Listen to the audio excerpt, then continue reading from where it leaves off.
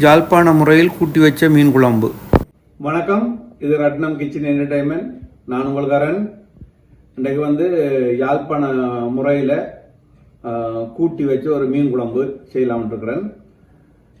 அந்த மீன் இங்கே டோராட்டன் சொல்றது. ஊரில் உள்ள மீன் பார்த்தா திரளி மீன் இருக்குல்ல, திரளி மற்றது விள மீன், அந்த ரெண்டு டேஸ்ட் இருக்கும். பிள்ளைகளுக்கு மிகவும் பிடிச்ச ஒரு மீன் டோராட் மீன். அதை தான் இன்றைக்கு செய்ய போறேன், கூட்டி வைக்க போறேன் யாழ்ப்பாண முறையில். வாங்க பார்க்கலாம். இப்போ தேவையான பொருட்களை பார்த்தீங்கன்னு சொன்னால், ஒரு பெரிய வெங்காயம். ஊரில் இருந்தால் சின்ன வெங்காயம் போடுவார்கள், இங்கே அது கிடைக்கிறது கஷ்டம். அதனால பெரிய வெங்காயம், 3 பச்சை மிளகாய், 4 பூண்டு உள்ளி, அதை சின்ன சின்ன வெட்டி வச்சிருக்கு. கருவேப்பிலை, புளி கரைச்சி வச்சிருக்கிறேன். ஒரு நெல்லிக்காய் சைஸில் அந்த புளியை வடிவாக கரைச்சி வச்சிருக்குது. சின்ன கரண்டியால் ஒரு கரண்டி வெந்தயம், ஒரு கரண்டி பெருஞ்சீரகம், கெட்டியான தேங்காய் பால். இது மீன் 2 பெரிய மீன். அதில் 4 துண்டு எடுத்து அதை பொரிக்கிறதுக்கு ரெடி வச்சாச்சு. மீதியை குழம்பா வைப்போம்னு சொல்லி அதுக்கு மஞ்சள் தூள், மற்றது மிளகாத்தூள். இப்போ வாங்கோ எல்லாத்தையும் மிக்ஸ் பண்ணுவோம். கூட்டி வைக்கிறது தானே, எல்லாத்தையும் ஒன்றா போட்டுருவோம். இந்த மாதிரி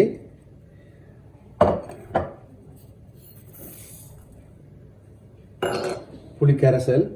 இந்த புளிக்கரைசல் இந்த அளவிலேயே இன்னொரு இதே அளவில் தண்ணி விட போறேன்.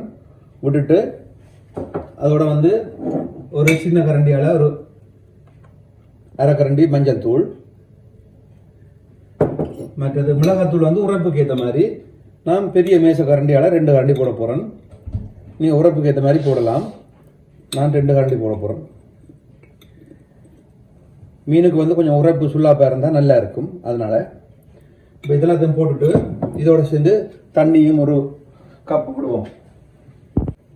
இப்போ பாருங்க, இந்த தண்ணியும் விடுவோம். விட்டுட்டு நான் கை கழுவிட்டேன், அதால் கரைக்கிறதுக்கு ஈஸியாக இருக்குன்றதுக்காக இதோட நான் கல்லுப்பு போட போகிறேன். கல்லுப்பு அது ஒரு டேஸ்டாக இருக்கும்.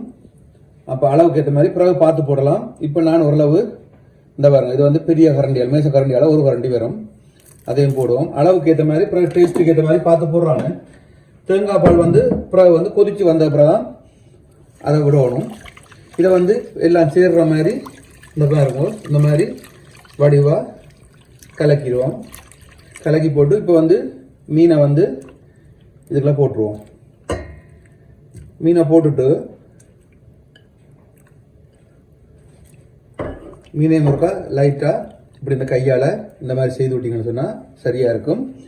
அடுப்பை நல்ல சூட்டில் வச்சுட்டு அது நல்லா கொதிச்சு வந்தோன்னே பிறகு மீடியமில் அடுப்பை குறைச்சி விட்டு மூடி விட்டுருவோம் ஒரு 10 நிமிஷம். முதல் நல்லா கொதிக்க விடுவோம். இப்போ பார்த்தீங்கன்னு சொன்னால் குழம்பு நல்லா கொதிச்சிருச்சு. நான் இப்போ அடுப்பை குறைச்சி விட்டேன். மீடியம் சைஸ் இல்லை, மீடியம் அளவில் குறைச்சி விடுங்கோ. குறைச்சி போட்டு பாருங்க, குழம்பு. மற்றது எண்ணெய் தேவையில்லை. இந்த மீனிலே ஒரு எண்ணெய் தன்மை இருக்கிறதுனால இப்போ தான் நான் தேங்காய் பால் விட போகிறேன். தேங்காய் பாலை இப்போ விட்டுட்டு லேசாக, ஏன்னா மீன் உடைஞ்சு போயிருந்தானே, லேசாக இப்படி கலக்கிற மாதிரி கலக்கி போட்டு ஒரு 10 நிமிஷம் மூடி விடுவோம். 10 நிமிஷம் மிதமான சூட்டில் வேகட்டும்.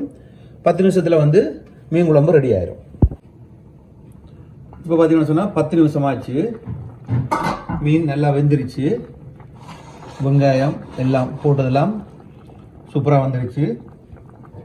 பாருங்க, அந்த எண்ணெய் இப்படியே இல்லை, ஆனால் அந்த மீனில் உள்ள எண்ணெய் பாருங்க எப்படி இருக்குன்னு சொல்லி கூட்டி வச்சது. மற்றது தேங்காய் பாலில் 10 நிமிஷம் வேக வச்சதுனால அவ்வளோ டேஸ்டாக இருக்கும். அதோட இது ஒரு 1 மணி நேரம் இப்படியே மூடி வச்சுட்டு 1 மணி நேரத்துக்கு பிறகு எடுத்து நீங்கள் சாப்பிடும்போது அந்த மீனில் உள்ள டேஸ்ட் எல்லாம் குழம்புல இறங்கிடும்.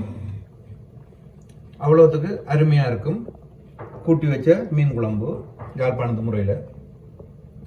இனி இப்படியே ஒரு 1 மணி நேரம் மூடி விட்டோம்னு சொன்னால் அருமையான மீன் குழம்பு ரெடியாயிரும்.